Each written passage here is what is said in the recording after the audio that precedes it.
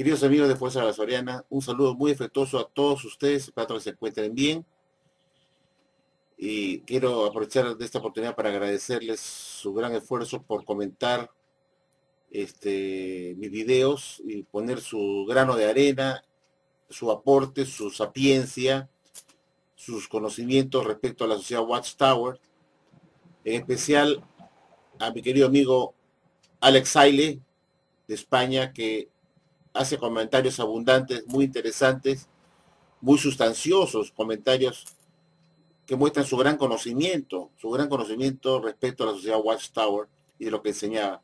Es una persona muy inteligente, muy hábil, que tiene conocimiento profundo de la sociedad Watchtower, de lo que enseñaba en el pasado, con conocimiento de su literatura, de lo que detalles importantes que los tiene bien grabados en su mente, y me da gusto que tenerlo acá en el foro comentando como miembro de Fuerza Basoriana, porque como he dicho, acá en Fuerza Basoriana solo tenemos excesivamente inteligentes. Esta es una coladera, los burros se quedan en la coladera y los inteligentes van pasando. Y de aquí tenemos pues lo que han pasado Fuerza Basoriana, son los inteligentes y los burros se quedan fuera. Y tenemos todavía bastantes que son los que no entienden, no se dan cuenta que la Watchtower es una organización falsa, mentirosa, engañadora, una contadora de fábulas, una narradora de fábulas que nosotros hemos podido descubrir fácilmente con nuestros videos, tal como este último que he subido con respecto a que la selección de esclavos de 1919 es algo ridículo, una simple fábula creada por la Watchtower para darse autoridad, para darse una posición de privilegiada como religión verdadera frente a las demás religiones. Y esto crea una fábula de una supuesta selección del esclavo. Y esta fábula es como la fábula de la gallina de huevo de oro, pues nunca existió, pues es una fábula.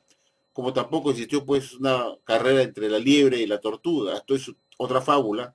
Y esta de la selección del esclavo de 1919 también es otra fábula. Igual de valedera, igual de graciosa, igual de ridícula, igual de absurda como las dos anteriores del huevo, de la gallina de los huevos de oro. Pero muchos de Jehová pues se creen esa fábula de la selección del esclavo de 1919. Nadie ha visto a Jesús arribar en 1919 o 1914 como decían ahora para hacer una inspección. Uno se pregunta, bueno, ¿cómo hizo esa inspección Jesús? Se presentó en Betel, en Brooklyn, a leer los libros de la Watchtower para ver quién está dando el alimento correcto y así se fue a visitar todas las religiones del mundo. Esa es la pregunta que yo me hizo. Bueno, vamos a ver si es cierto que Jesús en el año 1914 vino a hacer esa inspección famosa, o tal como se enseña ahora, que duró 5 años hasta 1919, la Watchtower no sabe explicar cómo hizo Jesús la inspección. Pues es una fábula, porque no lo puede mostrar que es cierto, pues. Como tampoco ha habido alguien que haya podido mostrar que tiene una gallina que pone los huevos de oro, pues. No, hasta ahora no hay nadie que pueda decir cómo es verdad que una gallina puede poner huevos de oro. Hay que demostrarlo, porque si no queda como una fábula. O cómo es posible que haya habido una carrera, una competencia entre la tortuga y la liebre, y al final seguía ganando la tortuga. Entonces esto es una fábula, ¿no?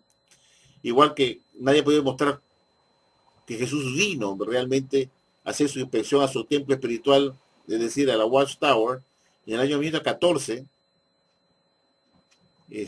para hacer esa inspección. Yo, como soy una persona que soy muy reflexiva, dije, si la sociedad Watchtower antes decía que Jesús vino en 1918 para hacer su inspección, quiere decir que tuvo evidencia, pues, ¿no? Estuvo con ellos de algún modo el año 18 y los inspeccionó. Pero la Watchtower tampoco dijo cómo hizo Jesús la inspección en el año 18, no lo dijo. ¿Cómo hizo la inspección Jesús en el año 1918? Para afirmar que Jesús los inspeccionó. ¿Cómo supo que los había aprobado, desaprobado? ¿Cómo se comunicó para comunicarles que ellos serían el esclavo fiel discreto? Pensemos con la cabeza.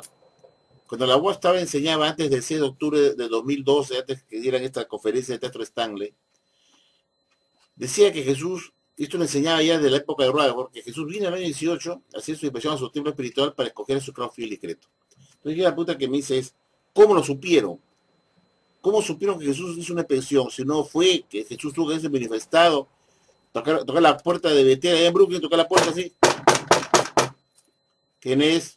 Y recibirlo pues el portero, decirle, ¿quién es usted? Yo soy el Señor Jesucristo, he venido acá a impresionar acá la Watchtower. Por favor, avísele al presidente de la sociedad, el señor Rutherford, y a todos sus directores que estoy acá abajo esperando en la recepción para inspeccionarlo, ¿no? Tenía que haber dicho algo así. ¿Cómo fue esa inspección? Que Jesús se presentó.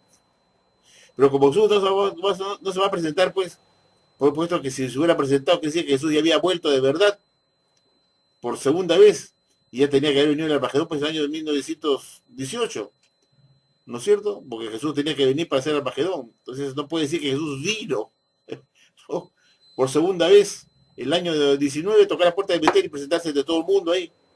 Porque Jesús no iba a venir pues, a impresionar, viene a juzgar, viene a hacer juicios, no viene a hacer, ver qué es la religión verdadera para darle recién la labor de predicar. No, Jesús viene ya para la parte final, para hacer el juicio.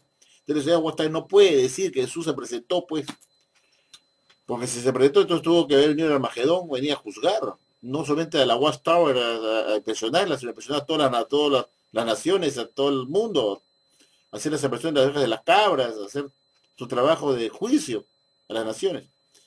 Entonces no puede decir que Jesús se presentó, pues, porque está diciendo que tenemos que estar alerta a su segunda venida, ¿no? Dice, manténganse alerta, manténganse vigilante, y saca el texto de Mateo 24:42, que se refiere a manténganse alerta, pues, porque no saben qué día viene su Señor.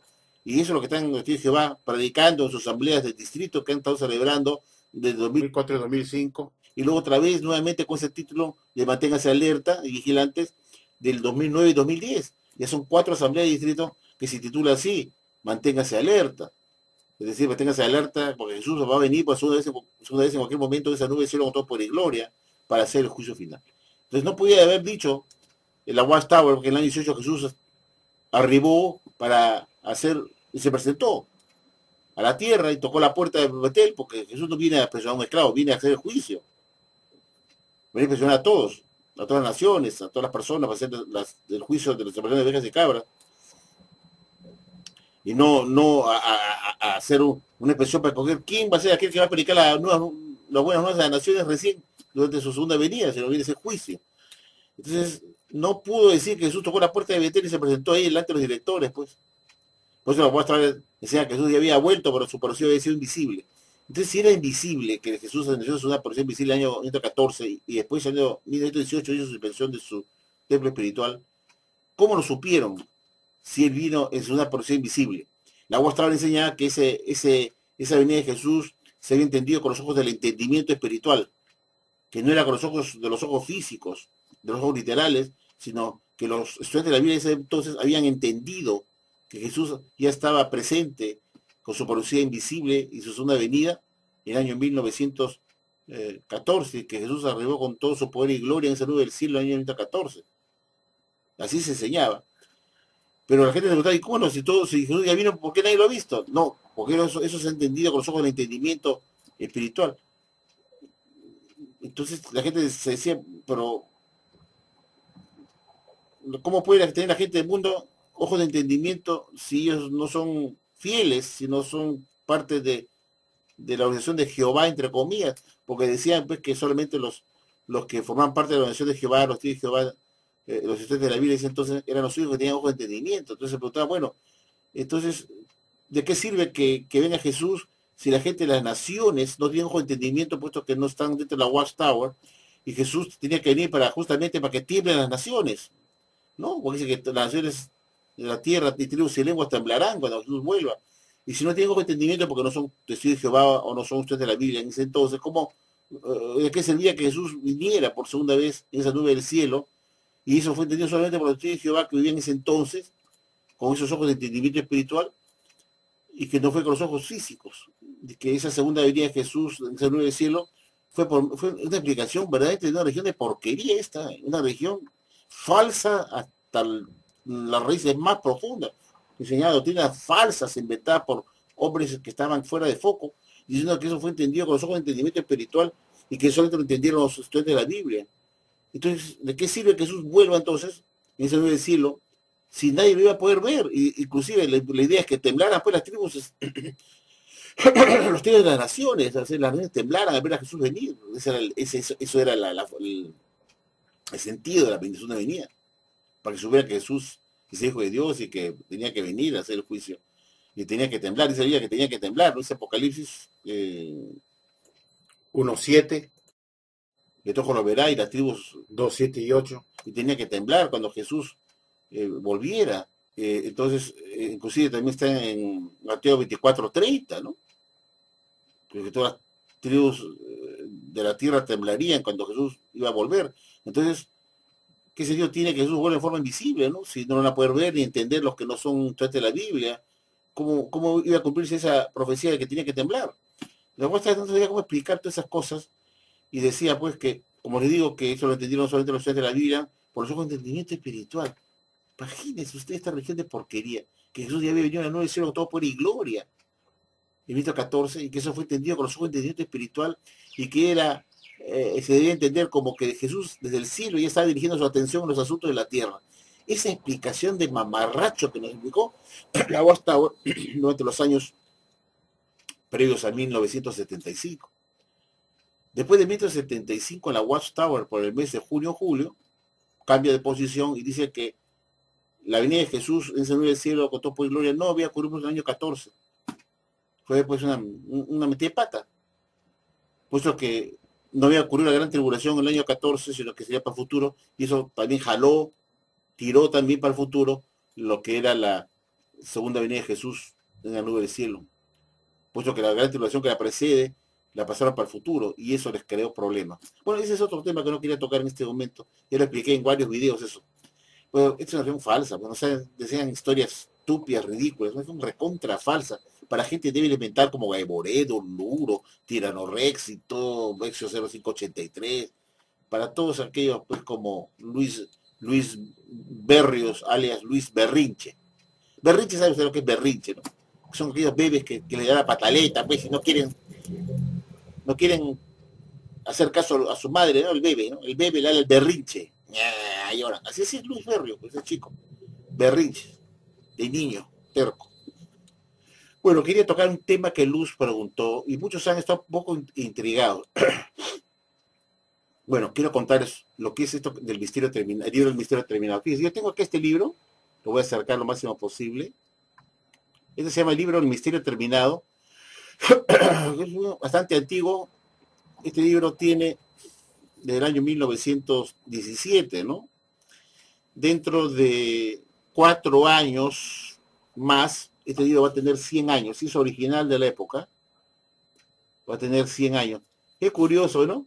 La religión verdadera poniendo símbolos egipcios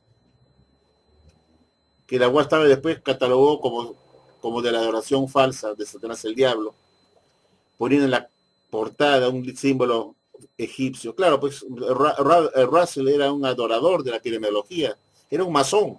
Los masones usan la pirámide en sus emblemas con la punta cortada que tiene un ojo.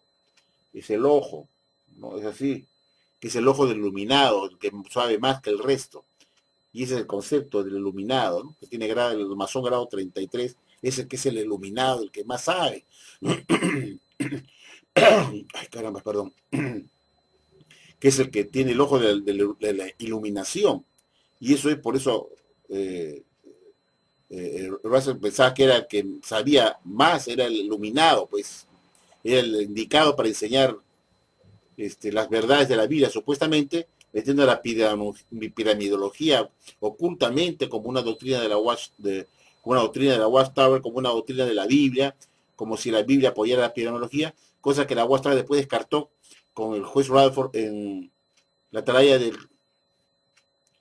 15 de noviembre de 1928, página 344, diciendo que la piramidología no tenía nada que ver con la religión verdadera. Entonces, con eso tiró al piso a su amado pastor Russell, de lo que había enseñado durante toda su vida hasta su muerte, más 12 años más con mismo Rutherford, hasta 1928, era de oración falsa.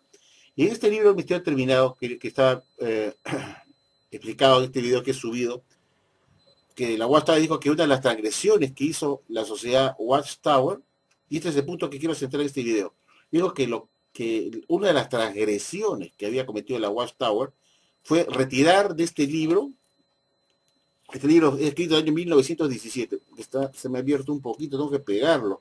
Mire, esto, aquí, se me ha abierto la hoja, mira cómo se ha abierto acá, pues, porque ya está. Estudios y escrituras de Finnish Mystery. Y veamos de qué año es esto. Aquí se puede ver. Vamos a ver. 1917.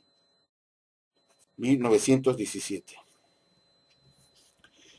Este libro, miren ustedes, original de la época, fue un libro, ese libro terror de la Watchtower, este de acá. Este fue el primer libro el tomo, perdón, el primer año que se publica este libro, que es el año 1917.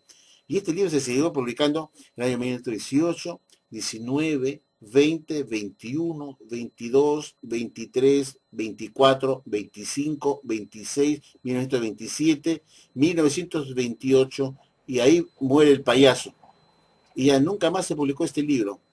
Es decir, apenas se selecciona al 1919, este libro ya tenía 2 años de haberse publicado, con puro alimento chatarra, basura. Y si yo tuviera que leerles lo que se enseñaba acá, ustedes se van de espaldas al piso como condorito. Pero en este libro, que se publica en 1917, recordemos, en 1917, la Watchtower, en el año 1917, Estados Unidos entra a la guerra ya forzada, a la fuerza, cuando estaba el presidente Wilson, de presidente de Estados Unidos, porque Estados Unidos se mantenía neutral, en ese momento no quería entrar a la guerra porque se estaba desarrollando en Europa, pero viste que estaba Inglaterra involucrada ahí ya en la guerra, era necesario, pues, según el gobierno americano, estaba aliado pues, con los ingleses, pues, siempre Estados Unidos con Inglaterra estaban muy unidos así, y por razones de que esta guerra no terminaba y que peligraba la paz en Europa y sobre todo con la excusa de asegurar que los gobiernos democráticos se mantuvieran en Europa, puesto que en el año 17 recordemos que el zar de Rusia fue derrocado por los comunistas y entonces se encontraban en una situación de un avance comunista pues en Europa y que Rusia, que estaba gobernada por el zar de Rusia, estos comunistas derrocaron al zar de Rusia y lo mataron, lo fusilaron junto con su familia. Entró pues un gobierno comunista en Rusia. Estaba Lenin, no se olviden, como uno de los principales comunistas ahí. Estaba este señor que mataron también en México, que se había cobijado ahí para que no lo matara pues Stalin. Había un contagio, se estaba contagiando este comunismo por Europa, y había ese temor pues de que el comunismo tomara prioridad, preponderancia en otros países de la región, que hubiera un avance comunista. Y este avance comunista inclusive estaba en los países como Alemania, Italia, que había muchos movimientos comunistas después de 1918, cuando Alemania quedó arruinada, cuando perdió la guerra. Entonces había pues esa fiebre, ese peligro de que el comunismo corriera. Entonces Estados Unidos entra a la guerra por un interés personal también para asegurar en Europa pues que los poderes democráticos estuvieran en el poder y no los poderes dictatoriales comunistas, y poder así asegurar un mercado libre para los testigos de Jehová, un mercado libre para poder expandir su obra en países donde había libertad, donde había democracia, y poder asegurar así también la expansión de la obra que ya estaba ya en marcha, de su obra de los testigos, de los estudiantes de la Biblia, que ya tenían pues locales, salones de reino, ya tenían un avance de su obra en Europa y querían continuar con ella en esos países de Europa y pensó que era necesario apoyar a Estados Unidos para asegurar que la democracia y el padre del comunismo, ¿no? Para el comunismo. Entonces Estados Unidos se compromete y entra en la guerra para ayudar a Inglaterra también, ¿no? Y para eso envía, pues, Estados Unidos le declara la guerra, pues, al enemigo, a los países beligerantes, que estaban en contra de Inglaterra, y manda, pues, a sus soldados a pelear allá en la guerra. Y estaba participando Italia, Inglaterra, Alemania, países austrohúngaros también, ¿no? El imperio austrohúngaro, cuando mataron pues al archiduque, ahí empezó toda la primera guerra mundial, ¿no? Y entonces la Austria decidió por conveniencia propia apoyar a Estados Unidos para que garantizara la libertad religiosa en Europa, por el temor del avance comunista, al ver que justamente en el año 27 los comunistas de Rusia habían tirado abajo al zar de Rusia y lo había fusilado junto con su familia y habían tomado ya el poder los comunistas. Entonces Estados Unidos estaba preocupado que el avance comunista entrara a los países de Europa, como Alemania, Italia, Francia, etcétera, etcétera, y dijo, no, hay que asegurar que haya libertad religiosa para nosotros también proteger nuestras propiedades, nuestro avance religioso, y apoyó por conveniencia personal. Entonces, yo me hice una pregunta, ¿no? Y dije, ¿qué cosa es la neutralidad cristiana que tanto evoca la Watchtower? La neutralidad cristiana, según la Watchtower, es que uno se mantiene al margen de la guerra, es decir, no la critica y tampoco la ataca, no participa en la guerra. Mi pregunta es, ¿el ser neutral implica que uno no está ni en pro ni en contra? ¿No es cierto? Eso es neutralidad. Ni, ni la ataco, ni la critico, ni tampoco o sea, no me pongo en contra de ella, ni tampoco la apruebo, ¿no es cierto? Eso es neutral, o sea, no me meto. Si mañana hay una guerra en cualquiera de nuestros países, se supone que los testigos de Jehová se mantienen al margen, son neutrales. Neutral significa que no están ni en pro ni en contra. Entonces, eso es el agua tibia. ¿No es cierto? Y dije, bueno, si dices neutralidad, debe eso ser agua tibia. Si mañana hay una guerra en Perú, en Brasil, en Italia, en Alemania, Estados Unidos, en cualquier país, en México, se supone que los testigos de Jehová deben poner su voz y no ser neutrales, porque neutralidad significa ser indiferente. Quiere decir que entonces que el testigo de Jehová o la Watchtower como nación tendría que dar una opinión en contra y tendría que criticar y censurar eso, tal como censuran el hacer transfusión de sangre, como censuran otros pecados que no deben cometer los cristianos, y lo censuran y lo dicen, como también critican, como dije, el hacerse una transfusión de sangre, y lo ponen firmes a eso. Pero si son firmes con eso, entonces uno piensa, también deben ser firmes, decir, no estamos de acuerdo, por ejemplo, que el Perú entre en guerra con tal país, que consideramos que eso es anticristiano, que es antibíblico, que la palabra patriotismo no existe en la Biblia, que el derramamiento de sangre no se justifica bajo ningún emblema de patriotismo, que eso es asesinar, que es derramar sangre. Tenía que dar su posición. Y si da su posición en contra, como debe ser, como también dan su posición en contra de esa transfusión de sangre, entonces también tienen que dar su posición en contra de la guerra, si es que cualquiera de nuestros países declara la guerra a otro país vecino o, o un conflicto que tenga que ver con derramamiento de sangre. Entonces, como digo, la neutralidad no se puede mantener. Neutralidad significa que no estoy ni en pro ni en contra. Y si hay una guerra no me puedo quedar callado, decir, pues no voy a atacar al gobierno de mi país y hacer una acusación abierta a través de publicaciones, ¿no? Que no estamos de acuerdo que el Perú le declare la guerra a algún país en particular. O cualquiera de nuestros países declara a su país vecino una guerra porque tienen un conflicto interno y diría criticarlo, diciendo que Dios no es un Dios de paz, de amor, y no de sangre, de guerra.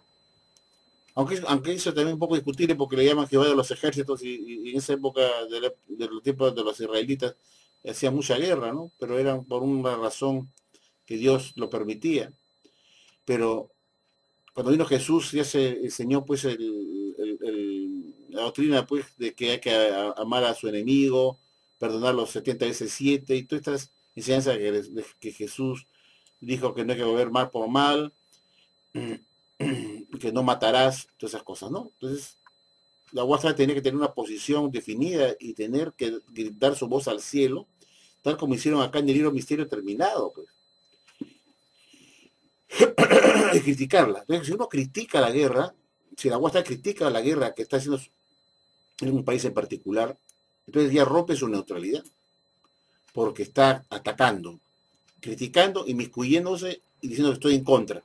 Entonces eso no es ser neutral, es ser parcializado, parcializarse diciendo que yo me afilio o me alineo a la no guerra y critico eso. Entonces ya no son pues neutrales. Pero la Watchtower dice que uno de los pecados de la Watchtower fue retirar de este libro 7 páginas que están acá. Solamente se encontró esas 7 páginas en esta edición de 1917. Porque a partir del 1918 la Watchtower lo tuvo que retirar porque el gobierno americano los acusó de sedición y traición. Y eso era un grave delito que te podía llevar a más de 20 años de cárcel. Entonces, cuando metieron preso a Rutherford y sus directores por haber publicado esto, el gobierno les dijo, saquen esas hojas, además que fueron llevados presos por esto, por haber cometido sedición. Porque era obvio que los testigos de Jehová no solamente habían roto su neutralidad en con apoyar la guerra, cobrando sus bonos de guerra y orando por la victoria de Estados Unidos, que eso ocurrió ya pues en 1918, casi a finales de la guerra, para que una vez terminara, oraran para que Estados Unidos ganara la guerra sobre Alemania y los países beligerantes, o que oraran para que la victoria militar de Estados Unidos se cristalice y se garantizara pues la democracia en Europa, ¿no? Además, durante los años de guerra, muchos de los que eran ungidos que estaban en edad militar, porque no todos fueron, pues, porque todos no tenían edad, ya eran gente mayor. Van Ambur no podía ir a la guerra, por ejemplo, el hombre mayor. El mismo Rutherford ya era un hombre que tenía casi 50 años en esa época y tampoco podía, tampoco pues tenía 40 años, ya no estaba en la lista de llamados. Pues. Y los otros, como Van Ambur, y los demás directores que pasaban los 40 años de edad, no fueron pues a servir al ejército como ayudantes en enfermería y en los campos de guerra, puesto que no entraron directamente a cargar el fusil para matar, pero sí entraron al servicio, estuvieron en los campos de guerra en Europa como servicio voluntario, llevando los armamentos o ayudando como enfermeros, etcétera, etcétera. Y eso es participar en la guerra, ¿no? Pero no fueron todos los ungidos, puesto que, como digo, no todos eran jóvenes, que tenía que ser joven, una edad para el servicio militar. Entonces muchos no fueron a la guerra no porque no quisieran ir, sino que no estaban en la edad de servicio. Era gente mayor, que ya no era dable que fueran a la guerra. Eran gente mayor para ser soldados. Entonces por eso dice que solamente algunos de los ungidos que te dan en la edad militar fueron a la guerra a servir. Y otros colaboraron igualmente cuando cobraron los bonos de guerra y cuando todos ahí comenzaron a participar, a orar a Dios el 30 de mayo de 2018 para que Estados Unidos ganara la guerra. Entonces, en esta edición de 1917, que fue la primera edición que se publica este libro, que fue el año 1917, justo cuando Estados Unidos le declara guerra a Alemania y entra a la guerra, el señor Rutherford hace una crítica fuerte. Entonces, tomó una posición correcta. Y yo pienso que en este libro él escribió líneas, como así como critico a la Watchtower por todos sus engaños y mentiras, y todas las mentiras que había en este libro con respecto a las interpretaciones de los libros de Ezequiel y Apocalipsis, que este es un equivalente al libro Apocalipsis o Revelación de 1988 que publicó la Watchtower con sus nuevas interpretaciones del libro Apocalipsis. Este libro tenía las interpretaciones de los dos libros proféticos de Ezequiel y de Apocalipsis, son las interpretaciones previas, antiguas que tenía la Watchtower con esos libros. Y si ustedes vieron las interpretaciones que tienen acá, ustedes se van de espalda, amigo. Pero dentro de todo lo que estaba contenido acá, la Watchtower aprovechó en este libro, que interpretaba los libros de Ezequiel y Apocalipsis, poner 7 páginas dedicadas a dar su opinión con respecto a la guerra que estaba entrando a Estados Unidos en 1917. A propósito, este libro se llama The Finished Mystery, se llama El Misterio Terminado porque por fin se daba fin al misterio de la interpretación de los libros de Ezequiel y Apocalipsis. O sea, por fin se revela, se explica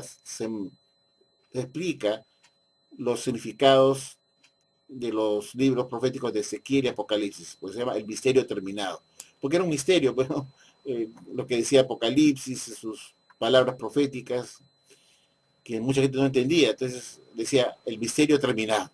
Claro, en este libro se va pues terminado al misterio con respecto a las profecías de Ezequiel y Apocalipsis.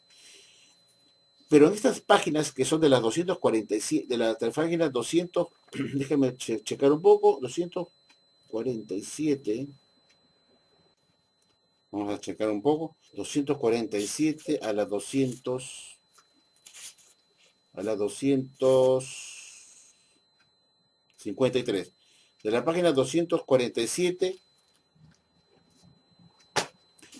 de la página 247, y aquí están las páginas, son estas páginas de la 247, esta página que ven ustedes acá,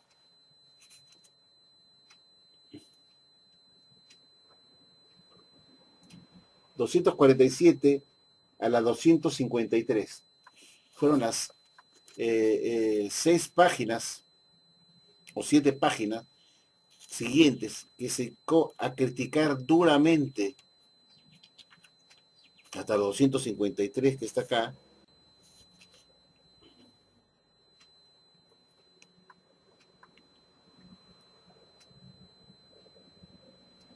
hasta esta página que ven ustedes, dedicado totalmente a criticar la guerra.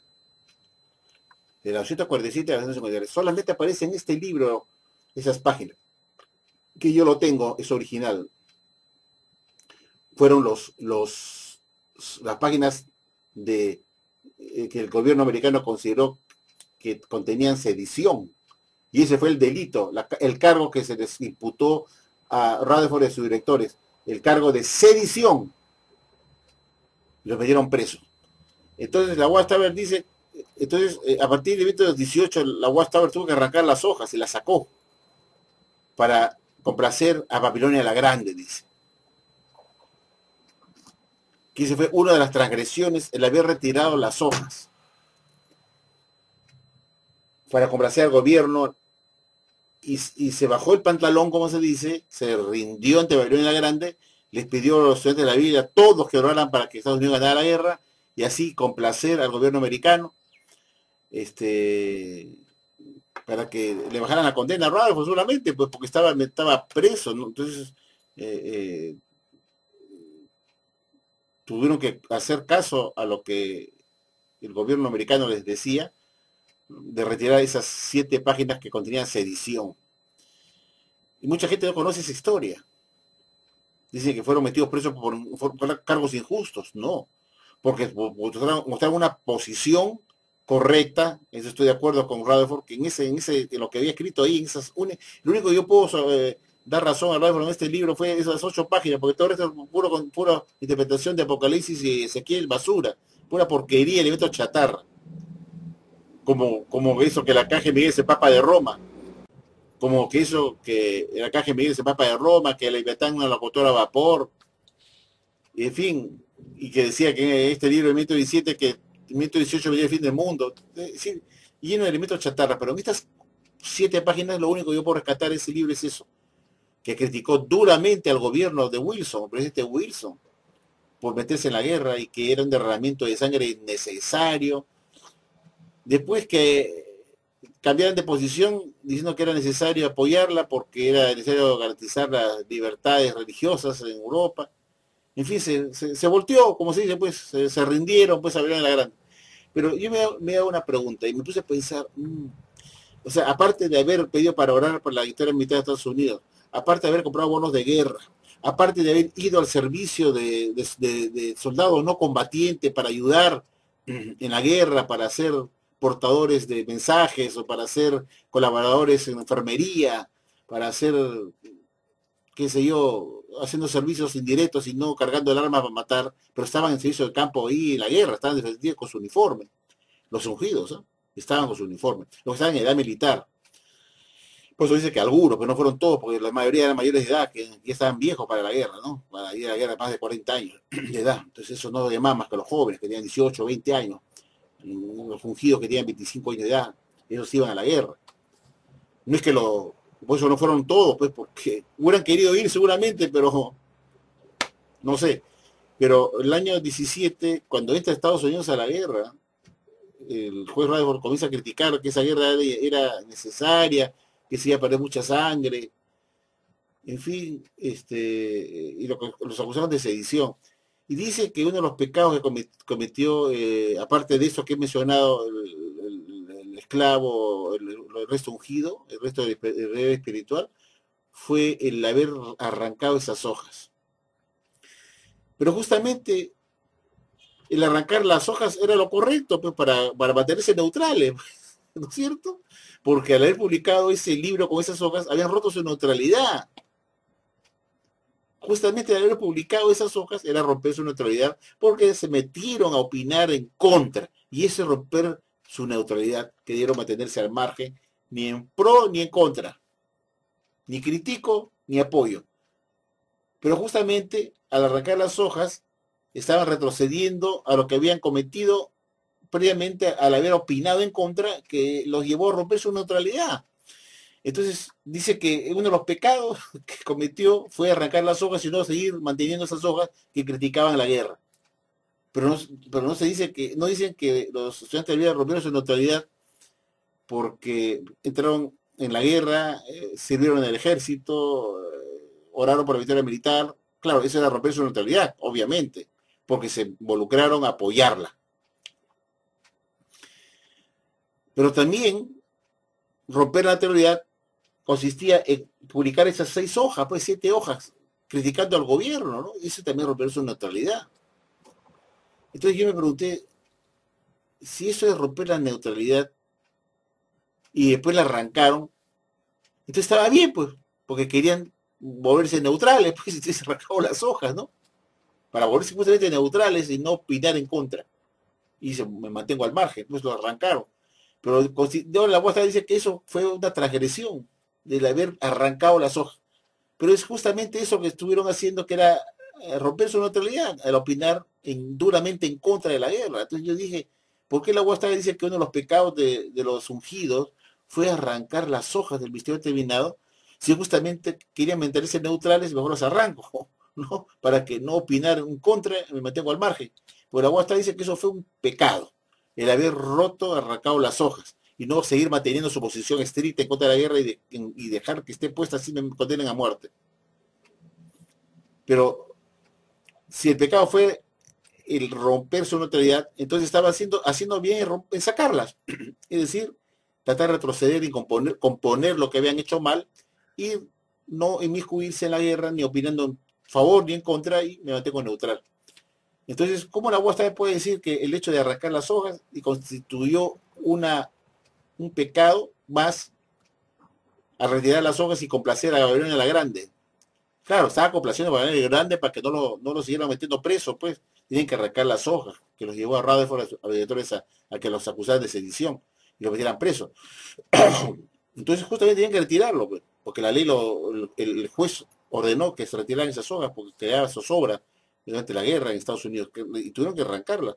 Pues la Guasta dice que ese fue un pecado porque eso significó que se brindaron y accedieron a la voluntad de Bayoña la Grande, al gobierno, y retiraron esas hojas. Y dieron mantenerlas ahí aunque te condenaran a muerte. Pero justamente eso fue lo que hicieron, romper su neutralidad al criticar y publicar esas 7 hojas criticando al gobierno en asuntos de guerra. Entonces, al retirarlo, de cierta forma, debió decir a Watchtower que eso por lo menos hizo un resarcimiento, una componer, ¿no? Arreglar lo que habían hecho mal, que era criticar. Debió decir, bueno, por lo menos si bien rompieron su neutralidad al criticar la guerra, por lo menos en el año 17, 18, obedecieron al gobierno, arrancaron esas hojas y así se mantuvieron neutrales en asuntos de guerra, por lo menos al arrancar las hojas y no criticarlo. Eso debió decir. Usar más bien ese pretexto para decir, bueno, si bien es cierto, en 1917 publicaron esta crítica y rompieron en neutralidad al criticar la guerra duramente, criticando al gobierno, a los militares, diciendo cosas horribles, que los soldados americanos iban a morir por gusto de un tratamiento de sangre sin sentido, que la palabra patriotismo estaba en la Biblia, que todo era un invento de los militares para hacer guerras y gastar que llevaba al país en un desgaste económico y llevaba a la pobreza, a la miseria, al dolor, sufrimiento, a las enfermedades, y que era todo un desastre. Entonces, debo decir, bueno, por lo menos los estudios de la Biblia rompieron las hojas para mantenerse neutrales. O sea, debieron decir eso, ¿no? Es decir, que fue algo positivo que lo arrancara para mantenerse neutrales y no criticar. Eso debieron poner, pero no decir que el hecho de arrancar las hojas, después de haberla puesto con esa crítica, implicó que se rindieron pues a la Babilonia la Grande. Claro que se rindieron a la Babilonia la Grande, sí se rindieron porque si no te metían preso más años y a todos los restos que estaban libres de los estudiantes de la Biblia, a Etro también, preso. ¿No? Se rindieron a Babilonia la Grande, para no ir presos, se rindieron. Y la Guasta critica eso, que no hayan ido todos los estudiantes de la Biblia presos por mantenerse firmes con las páginas puestas ahí criticando. Pero era justamente eso que estaban haciendo, que era romper su neutralidad al criticar la guerra. Entonces, en todo caso, yo voy a decir, bueno, si bien significó un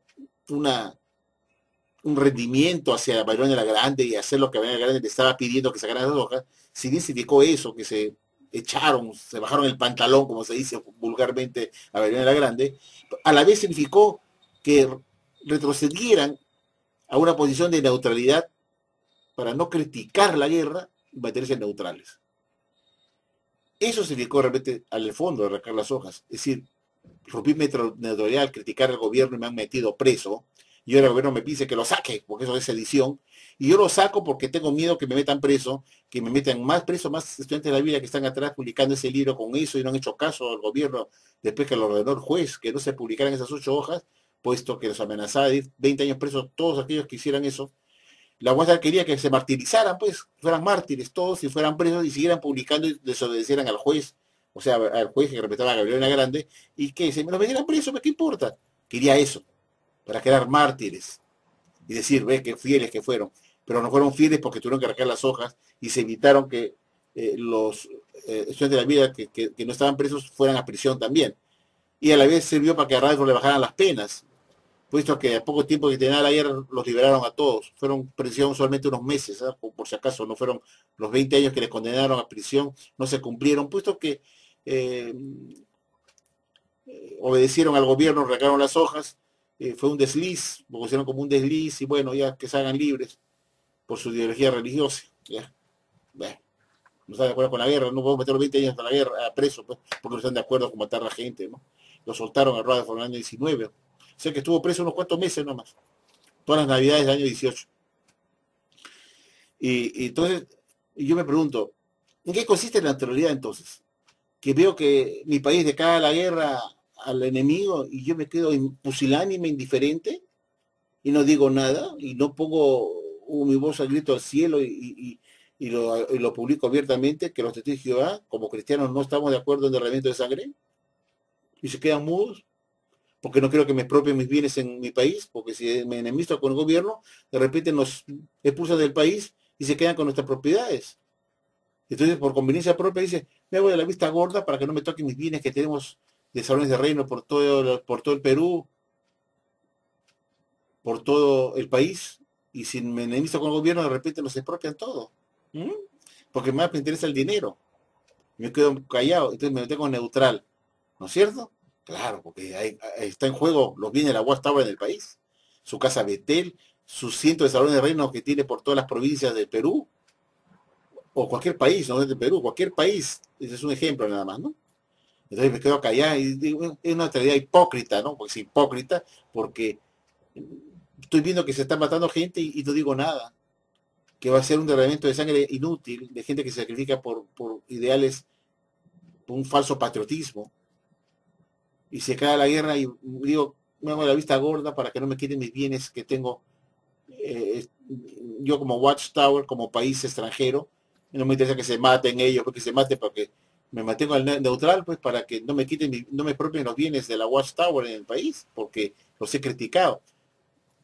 Entonces, y yo me pregunto, ¿qué considera la neutralidad de los testigos de Jehová con respecto a esto? De si venía una guerra, ¿qué tiene que ser neutral? Neutral es que no estoy ni en contra ni en favor, me quedo mudo. Porque si critico la guerra, eso es desapoyarla. Y desapoyarla es tan igual de transgresión como apoyar la guerra. Y es romper la neutralidad. Romper la neutralidad significa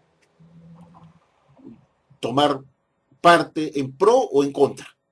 Si estoy en contra y lo digo, entonces rompí mi neutralidad, puesto que ya me he mostrado que estoy en contra. Y si la apoyo diciendo que está bien que vayan a la guerra los que va, o que el país declare la guerra y mande gente a morir, y digo que está bien eso, entonces también he roto mi neutralidad.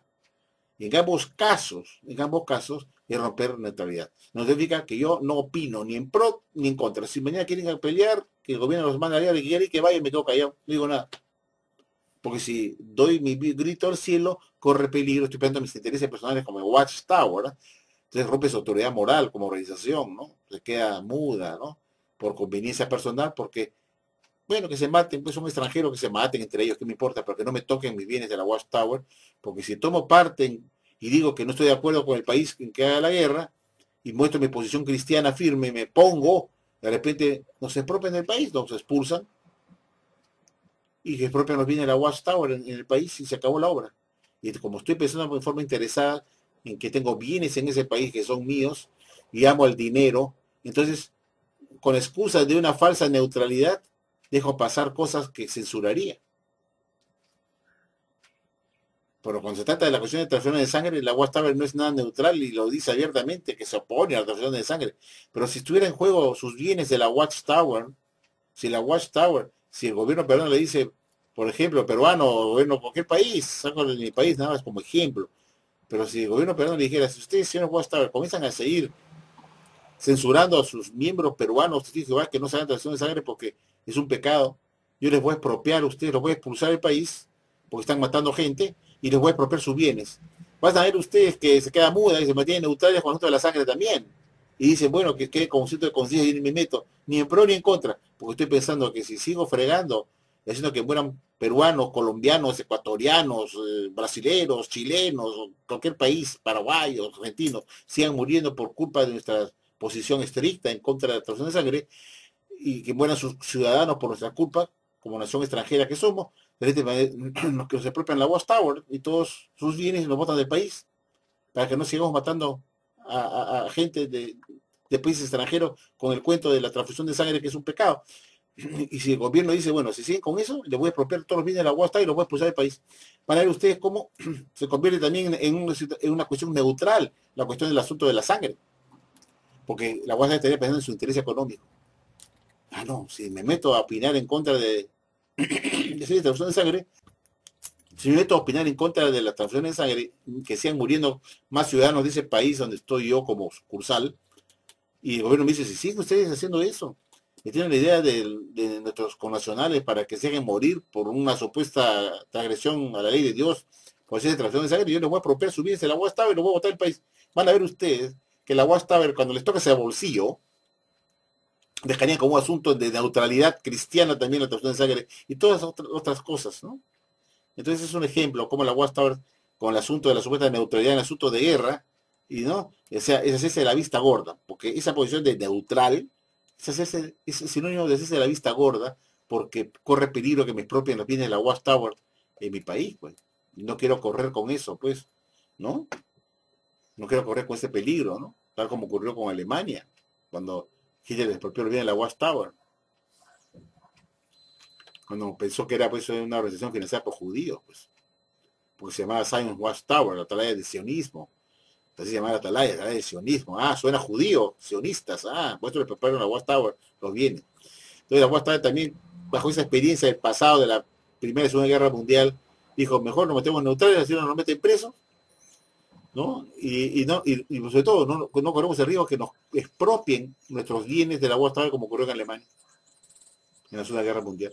Entonces, con esa experiencia pasada, dice, ni te metas, compadre, si mañana el Perú o cualquier país, sea Colombia, Chile, Ecuador, Brasil, Paraguay, Argentina, Costa Rica, qué sé yo, Guatemala, El Salvador, México, se puede declarar la guerra a su país vecino, que se mate, es que me importa a mí, pero que no me toque nuestro bien en la Watchtower. Entonces, lo deja como asunto de neutralidad cristiana, ¿no? Hay que analizarlo, pues uno tiene que ser analítico, pensar, ¿no? Que no es tonto, ¿no? Entonces, este libro que yo tengo acá, de Misterio Terminado, que muy poca gente lo tiene, pues es un libro legítimo de la época, que es el libro Tabú de la Watchtower. Esta edición de 1917 están las 7 páginas que las he leído todas, pues, que es terrible, pues, cómo critica el gobierno de los militares de Estados Unidos.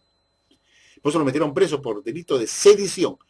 Y no fueron injustamente llevados presos, ¿sabes? Como dice la Watchtower, por injusticia no, porque fueron acusados de sedición. Y a nadie meten presos si no hay pruebas de sedición. Y habían las pruebas, porque cuando fueron a juicio, ese libro Misterio Terminado fue leído en la corte, ¿ya? Y en época de guerra, donde estaba la cosa muy sensible, porque estaba yendo gente, a miles de americanos yendo a pelear allá, pensando que lo hacía para garantizar la libertad democrática en el mundo, y iban a sacrificarse para que imperara la democracia, la libertad de expresión, esa es la palabra, la libertad de expresión en Europa, fueron a sacrificarse como grandes paradigmas de la libertad de expresión y la libertad religiosa. Ellos eran el paradigma y fueron allá a pelear. Mientras tanto, en este libro se decía que iban a morir como unos imbéciles por gusto de derramar su sangre por una guerra sin sentido, por un falso patriotismo, por una guerra que está hecha con unos viejos para que murieran los jóvenes, ¿no? Entonces, todas esas cosas enervó los ánimos del presidente Wilson y todo el gobierno, que los llevaron a corte, pues a Rutherford, los directores, que eran responsables de publicar este libro, ¿no? El señor Woodworth, el señor Fisher, que fueron responsables junto con Rutherford, y a la vez se tiraron a todos los demás, como fueron a McGambur, Macmillan, Dicheca, bueno, y otro más que hay que... ¿cómo se llama el otro? Caramba, bueno, la vejez, se me olvidan los nombres, ¿no? Martin, también adentro, preso. Pero duró unos meses preso nomás, ¿eh? Porque tuvieron la guerra y lo soltaron. Porque habían obedecido, habían arrancado las hojas. Claro, hubieran querido que se queden 20 años para que ponernos como mártires, ¿no? Pero arrancaban las hojas, porque dijeron, si no arrancamos las hojas, nos siguen metiendo presos a no a los otros, sino a todos los que vienen están todavía libres. Así que rompieron las hojas, ¿no? Claro. Entonces la Watchtower de Corea dice que eso fue un pecado, ¿no? Porque no dieron arrancar las hojas y se rindieron a lo que había pedido la Begoña la Grande de sacar las hojas. Pero era justamente eso que habían hecho mal. Al publicar esas hojas rompió su neutralidad, al criticar al gobierno. Pues. Hay que pensar un poco con la cabeza, ¿no? Entonces, esto lo dedicaba a Luz, que estaba preguntando que no sabía sobre ese aspecto, ¿no? Y quiero decirle, pues, cuando dice la Watchtower, pues, que el año 18 Jesús vino a hacer su inspección, se supone que lo dijo porque tenía pruebas de ello, ¿no? Jesús se presentó, ¿cómo fue la cosa? Jesús tocó la puerta de Betel, entró y dijo, voy a inspeccionarlo. ¿Dónde están las fotografías de Jesús entrando a Betel? ¿Quién lo recibió? ¿Dónde están los testigos oculares? Vas a tener que presentar por lo menos 2 o 3 testigos oculares para sustanciar una acusación. Si la Guasta dice que cuando hay abuso sexual, el agredido tiene que presentar 2 o 3 testigos como mínimo para que se le pueda creer. Yo también digo a la Guasta lo mismo, que me presente por lo menos 2 o 3 testigos oculares o más que vieron a Jesús tocar la puerta de Betel en 118 para impresionar a su esclavo. Pero nos llevamos con la sorpresa que el año pasado en el Teatro Stanley, este esclavo de la Watchtower, dice que la expresión no fue en el año 18, sino en el año 14, y que duró 5 años y no un año, como había durado antes, cuando Jesús, la expresión hizo en un solo año, en el año 18. Ahora resulta que Jesús vino en el año 14, 1914, y esa expresión duró 5 años. Es decir, alegremente cambian una cosa que se supone que ellos tuvieron evidencia que Jesús vino en el 18. Entonces, ¿por qué tienen que cambiarlo? Si tienen evidencia que Jesús vino en el 18, no lo puedes cambiar diciendo, no fue en el 18, fue en el 14. ¿Cómo vas a cambiar algo? Eso muestra pues que ellos no tenían ninguna evidencia el año 1918 que Jesús vino a impresionar, porque si hubieran tenido evidencia exacta de que fue ese año y lo publicaron que fue así, entonces no vieron cambiarlo jamás. Nunca vieron cambiarlo. ¿Por qué lo cambiaron al año 1914 como la fecha que Jesús vino a impresionar? No, claro, pues se ocurrió cambiarlo. ¿No te das cuenta lo gravísimo que es eso? Que decir entonces que ellos no tienen evidencia y nunca tuvieron evidencia que en el 18 Jesús vino a impresionar, sino fue una fecha que se les ocurrió. Como esta última también, que dice que Jesús vino en el año 14 a hacer impresión, no el año 18. Entonces yo le pregunto, ¿qué evidencia tienen de eso? ¿Alguien lo ha visto a Jesús entrar a meter el año 14? ¿Y entonces por qué dijeron que fue el año 18? Tenían que haber estado seguros de eso, ¿no es cierto? Para afirmar que Jesús vino a impresionar. No, fue el año 14, pues, y todos los imbéciles que están ahí creen, ya, ahora sí, ya pues, fue el año 14 que vino a impresionar. Uno debería decir, ¿no? Oye, un momento, ¿qué te pasa? Tú eres un mentiroso, me has engañado, pues, por más de 80 años diciendo que Jesús vino a impresionar en el 1918. 1918 no es 1914, ni tampoco es 1919, ni 1917. 1918 es 1918. Y si tú tienes evidencia que Jesús vino a impresionar, quiere decir que los estudiantes de la Biblia que estuvieron presentes en ese momento y que dijeron eso, que era Radford y sus lectores que dijeron eso, que en el 18 Jesús vino a impresionar, ellos tenían alguna evidencia de eso y debieron mostrarlo, ¿no? Y si tuvieron evidencia, no se puede cambiar, pues, porque hay evidencia que vino en el año 18, no puedo decir después que vino en el año 14, puesto que hay evidencia que Jesús no vino en el 18. Pero como no hay evidencia de eso, pues fue una mentira, fue un invento, fue una fábula, como la gallina de los huevos de oro, que Jesús vino en el 18, ahora lo dicen fue en el año 14. ¿Quién no ha visto que Jesús vino en el año 14? ¿Alguien lo ha visto? ¿Hacer una inspección? ¿Con quién habló? ¿A quién inspeccionó? ¿Qué libro se inspeccionó? Porque dice el libro del Reino de Mil Años de Dios acercado, escrito en el año 1974, que Jesús dice que se fijó y vino a inspeccionar el alimento espiritual. No quienes tenían la cara más bonita, ¿no? Ni quienes estaban bien bañaditos, ni quienes tenían las oficinas más lujosas. Vino a inspeccionar justamente qué estaban enseñando, dice el libro El Reino de Mil Años de Dios acercado, en la página 250 del capítulo 17, en el párrafo 40, de esta página 250, dice que Jesús vino a inspeccionar la calidad del alimento mismo que estaba dando este esclavo desde 1979, y dice que tuvo el alimento correcto, y por ese motivo especial, por el alimento que estaba dando correcto, los aprobó como su esclavo. Claro, ahora eso no lo dicen. Si ustedes leen la Atalaya Nueva de 15 de julio de 2013, ya no lo dicen, que Jesús vino especialmente espiritual, porque ya ha habido muchas publicaciones en las páginas web, en videos, en blog, que el alimento que estuvo dando era alimento de porquería, era indigesto, puro alimento chatarra que ahora no se cree. Por eso en esta nueva Atalaya dice que Jesús cuando vino, ya no dice que vino a expresionar el alimento espiritual, no es el detalle, porque yo me doy cuenta. Dice que vino nomás y encontró que estaban predicando las buenas nuevas con mucho entusiasmo. Nada más que eso dice, pero no dicen si esas buenas nuevas que estaban predicando eran doctrinas correctas, puesto que eso que estaban predicando la descartaron con el tiempo. No lo dice pues ahí la Atalaya. Ya no puede decir que Jesús vino a revisarlos y como decía en ese libro, El Reino de Mil Años de Dios acercado, que vino a inspeccionar el alimento espiritual exclusivamente, el año 1918, y encontró que estaba en el alimento correcto desde 1979. Claro, el alimento correcto, con la epidemiología incluida de Russell, que después lo descartaron como Satanás el diablo, entonces no era el alimento correcto, ¿no? Me enseñaban que el Papa de Roma era Arcángel Miguel, que el Leviatán de Job 41.1 era una locomotora a vapor, y ahora se dice que es un cocodrilo, y así, doctrinas estúpidas. Imagínense que decían que el texto de Job 41.1 que habla de Leviatán, que era un monstruo marino gigante, la Guasta lo interpretó, ¿no? Que era un... lo interpretó como que era una locomotora a vapor, como si existiera eso en la época de la precristiandad, como si hubiera existido una locomotora a vapor con vagones, que era así, que parecía un monstruo, era una locomotora a vapor, con la locomotora adelante y los vagones atrás que estaban enganchados. Ese video terminado está escrito eso, ¿no? Por si acaso. Y en fin, tantas enseñanzas estúpidas. Entonces, no tuvieron nada en el momento correcto, pues, ¿no? Entonces, ya eso no lo dicen ahora, ¿no? Que Jesús vino y encontró que estaba en el momento correcto, solamente dice vino y todo se puso contento porque encontró un grupo que está desde 1979 predicando las buenas nuevas a las naciones con mucho entusiasmo, sí, pero con mucho entusiasmo está enseñando la piramidología ocultista masónica satánica y dice que los escogió por la gran calidad del elemento espiritual. Enseñaban que, enseñaban que Jesús había vuelto una cruz, que, que se van en Navidades, en Betel, hasta 27, quería que Cristo había muerto en una cruz, como le acabo de decir, y una serie de doctrinas falsas que fueron descartadas, ¿no? Entonces es una fábula, pues, porque si Jesús realmente hubiera venido a expresionar en el año 14 o en el 18, los alimentos que estuvo dando fueron una basura. No pudo haberse cogido jamás esta religión de porquería porque enseñan doctrinas falsas y atrás el diablo.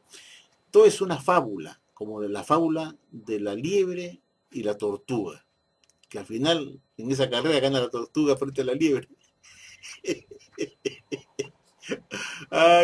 Los testigos de Jehová creen en doctrinas de la gallina de los huevos de oro.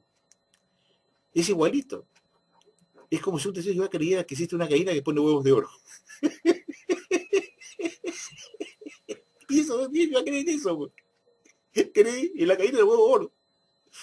Porque todo esto de la versión y de la acción de esclavos dentro de 19, 18, 14, que fue 18, que fue en el año 18, que ahora fue en el año 14.